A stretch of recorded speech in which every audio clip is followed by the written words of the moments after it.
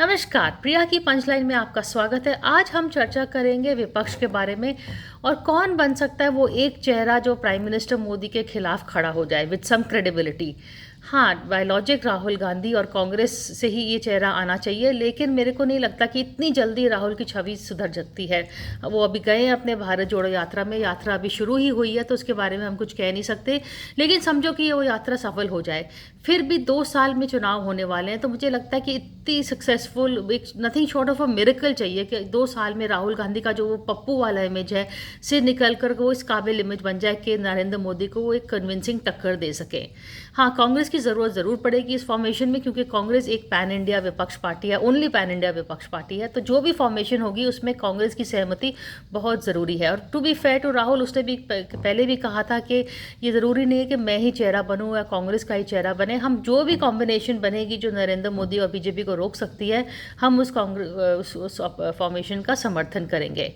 ममता बनर्जी ने हाल में कोशिश की थी, लेकिन मेरे ख्याल में पिछले असेंबली चुनाव के बाद जब उनको वेस्ट बंगाल से आगे उनका कुछ भी लक नहीं मिला, गोवा में तो बिल्कुल ज़ीरो, तो मुझे नहीं लगता कि ममता बनर्जी का पैन इंडिया कोई एम्बिशन लोग स्वीकार करेंगे। फिर अभी आए हैं केसीआर तेलंगाना से, वो बिल्कुल बिहार पहुंच गए। उन्होंने एक प्रेस कॉन्फ्रेंस भी करी दूसरे उम्मीदवार से, नीतीश कुमार। ये नीतीश कुमार और केसीआर मेरे ख्याल बहुत इंटरेस्टिंग कॉम्बिनेशन है। एक साउथ के लीडर हैं, एक नॉर्थ के।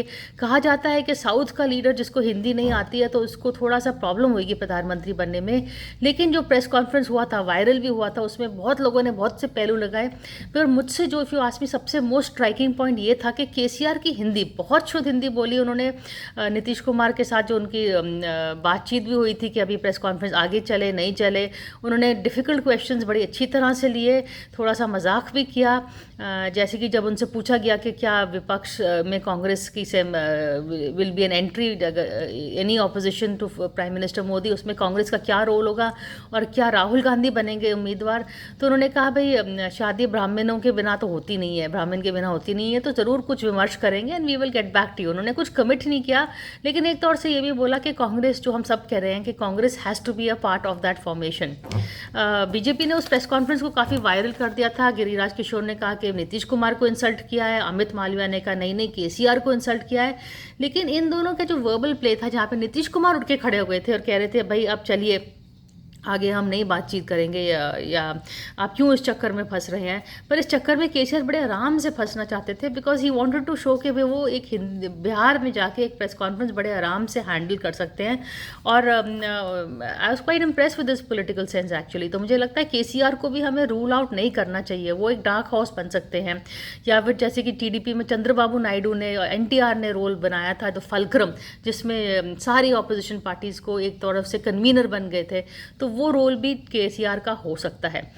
नीतीश कुमार ऑफ कोर्स आजकल बहुत चर्चा में है, बहुत न्यूज़ में है।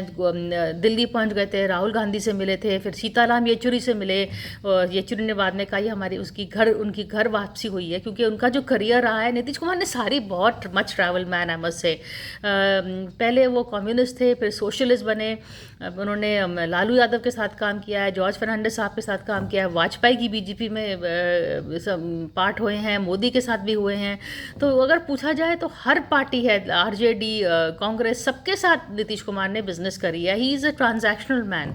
वो इस तरह के पॉलिटिशियन है जो मेरे ख्याल में जो नीड ऑफ द टाइम्स है वो उनकी आइडियोलॉजी बन जाती है। और शायद जैसे कि हम प्रेज कर रहे हैं बीजेपी की चाणक्य नीति में, तो ये भी एक चाणक्य है जो एक तरह से जो भी गठबंधन हो उसके चीफ मिनिस्टर बन जाते हैं। तीसरे नंबर में आई थी उनकी पार्टी बीजेपी, और तेजस्वी यादव उनसे आगे थे, लेकिन चीफ मिनिस्टर कौन बने? नीतीश बाबू, दोनों के समर्थन के साथ। तो नीतीश बाबू को आई डोंट थिंक हम उनको डिस्काउंट कर सकते हैं उनकी एबिलिटी। अभी तो वो कह रहे हैं कि मैं उम्मीदवार नहीं हूँ, मैं एस्पिरेशन नहीं हूँ, मैं सबसे मिलने जा रहा हूँ, लेकिन मिलने जा रहे हैं सबसे। मुलायम सिंह यादव को अस्पताल में पहुँचने मिल गए, अभी शरद पवार से भी मुलाकात होगी। मेरे को देखना अरविंद केजरीवाल से मिलेंगे या नहीं, क्योंकि अरविंद केजरीवाल भी एक तीसरे उम्मीदवार है और वो हाइड नहीं करते हैं। वो तो सीधा सीधा कहते हैं कि भाई उनकी लड़ाई प्राइम मिनिस्टरियल लेवल पे है, नरेंद्र मोदी से डायरेक्ट है। और जब मोदी उनको टैग करते हैं तो वो कहते हैं क्योंकि नरेंद्र मोदी को डर है कि मैं ना प्राइम मिनिस्टर बन जाऊँ और वो मुझे रोकना चाहते हैं।